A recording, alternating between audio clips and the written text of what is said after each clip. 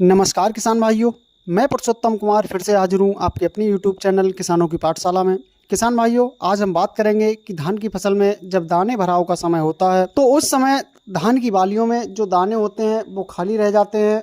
इन दानों को हम कैसे पूरी तरह से भर सकते हैं, बालियों को मोटा और चमकदार कैसे कर सकते हैं, हमारी धान की फसल में किस तत्व की कमी रह जाती है जिससे कि दाना हमारी फसल में खाली रह जाता है, तो यह पूरी जानकारी मैं आपको इस वीडियो में देने वाला हूं। तो आप इस वीडियो को लास्ट तक ज़रूर देखें जिससे कि आपको एक सही और अच्छी जानकारी मिल सके और आप अपनी धान की फसल से इन समस्याओं से बच सकें।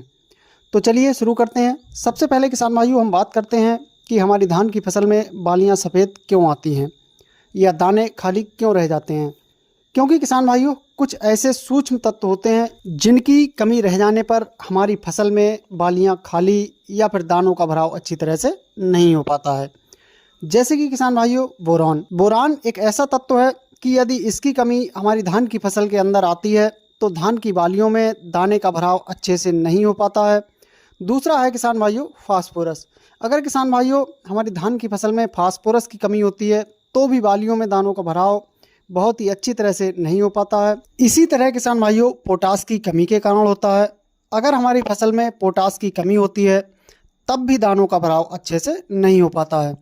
तो इन सभी पोषक तत्वों की पूर्ति आपको अपनी फसल में करनी है। तो किसान भाइयों, इस समय पर आपको अपनी फसल में इन पोषक तत्वों की जो पूर्ति है उसको पूरा करने के लिए जो स्प्रे आपको अपनी फसल में करना है, उस स्प्रे के रूप में आपको क्या क्या लेना है।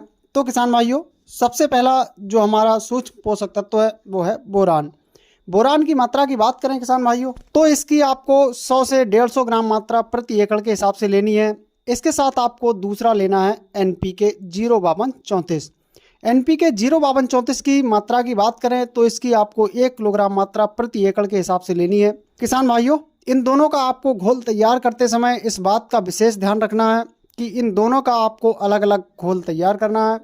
इन दोनों दवाओं का अच्छी तरह से घोल बनाकर आपको अपनी धान की फसल में छिड़काव करना है। यदि आप इस समय इन दवाओं का अपनी धान की फसल पर अच्छी तरह से छिड़काव करते हैं तो आपकी धान की फसल में दानों का भराव बहुत ही अच्छा होगा, जिससे कि आपको अपनी धान की फसल से एक बेहतर और अच्छा उत्पादन देखने को मिलेगा और आप अपनी फसल से एक अच्छा मुनाफा कमा सकते हैं। किसान भाइयों, जानकारी पसंद आई हो तो वीडियो को लाइक एवं शेयर ज़रूर करें।